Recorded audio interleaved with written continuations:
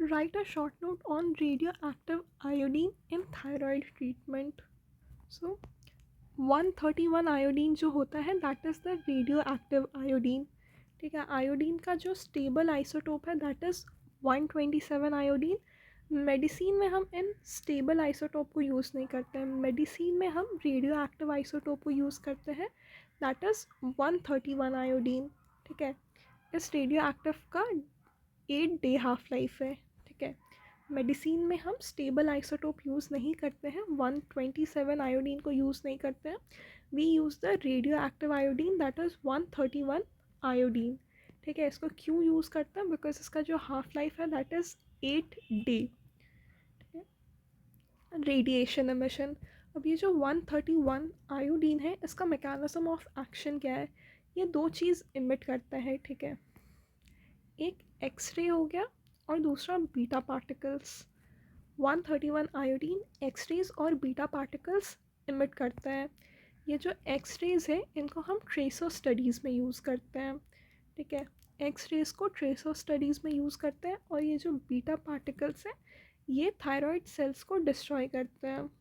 ठीक है, सो 131 आयोडीन जो है वो दो चीज़ इमिट कर रहा है, एक्सरेज और बीटा पार्टिकल्स. एक्सरेज को हम ट्रेसर स्टडीज़ में यूज़ करते हैं, they are used in tracer studies. और जो बीटा पार्टिकल्स है they destroy the thyroid sales.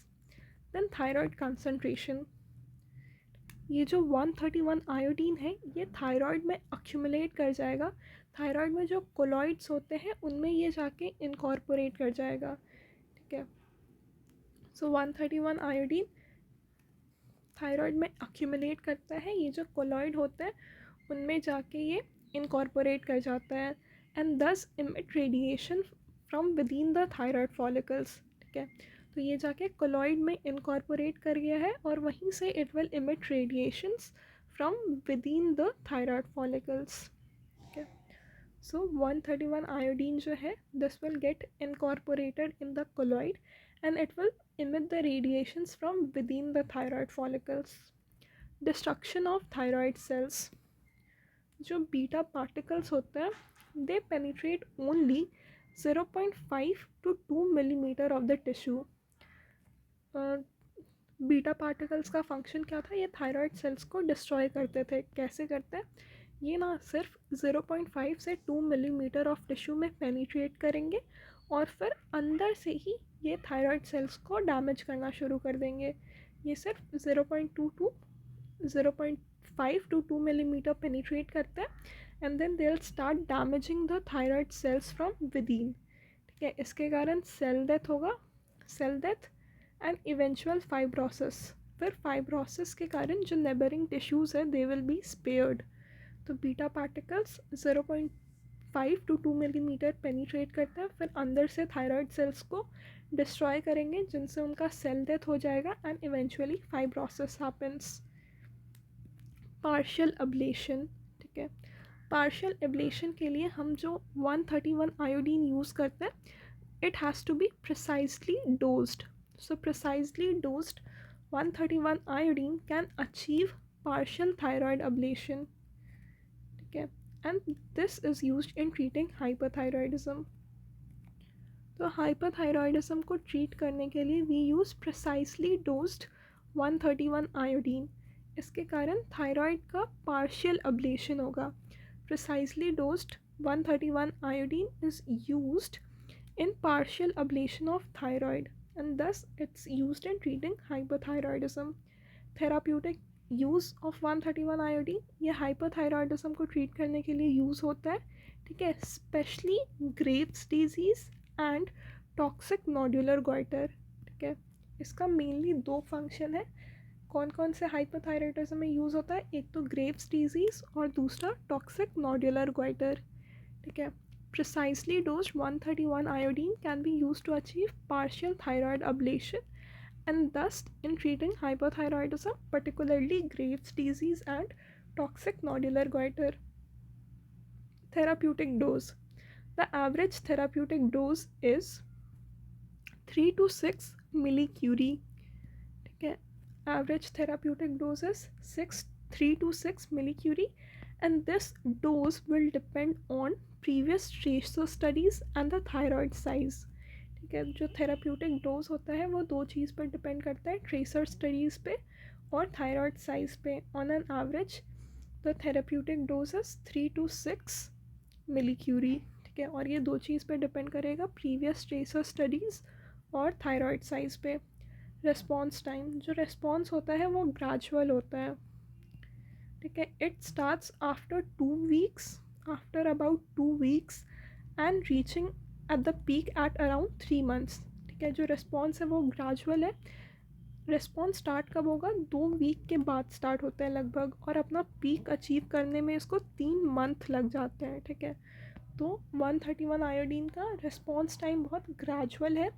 एक तो इसका जो इफ़ेक्ट है वो 2 week बाद स्टार्ट होगा और पीक अचीव करने में 3 month लग जाता है. मॉनिटरिंग, ठीक है, 131 आयोडीन देने के बाद thyroid function is assessed after 3 months. ठीक है, 3 महीने के बाद we will assess the thyroid function.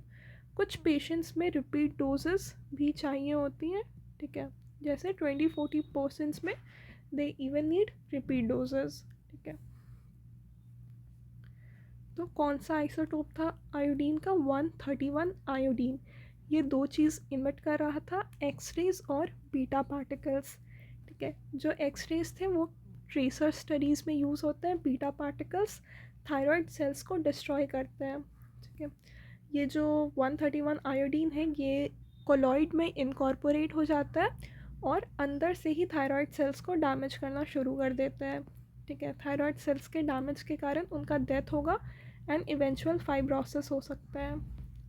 Precisely dozed 131 iodine is used for partial thyroid oblation. ठीक है, यह हाइपोथायरॉयडिज्म को ट्रीट करने में यूज़ होता है, specially Graves disease and toxic nodular goitre. ठीक है, इसका एवरेज थेराप्यूटिक डोज है 3 to 6 मिलीक्यूरी. ठीक है, और ये जो थेराप्यूटिक डोज है ये दो चीज़ से डिटरमाइन होता है, एक तो प्रीवियस ट्रेसर स्टडीज़ और थायराइड साइज से.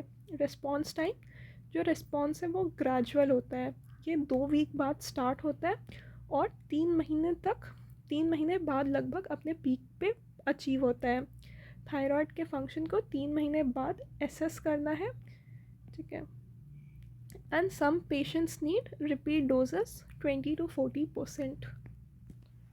The disadvantages of radioactive thyroidism, radioactive iodine, the disadvantages of radioactive iodine, hypothyroidism risk. तो रेडियो एक्टिव आयोडीन को हम लोग हाइपोथायरॉयडिज्म को ट्रीट करने में यूज़ करते हैं, तो इसके ज़्यादा डोज के कारण हाइपोथायरॉयडिज्म का रिस्क होगा. तो कुछ पेशेंट्स, लगभग 5 से 10% पेशेंट जो कि ग्रेव्स डिजीज़ के हैं, उनमें ये रिस्क डेवलप हो जाता है हर साल. ठीक है, तो they will require thyroid hormone replacement. This risk is lower in toxic nodular goitre.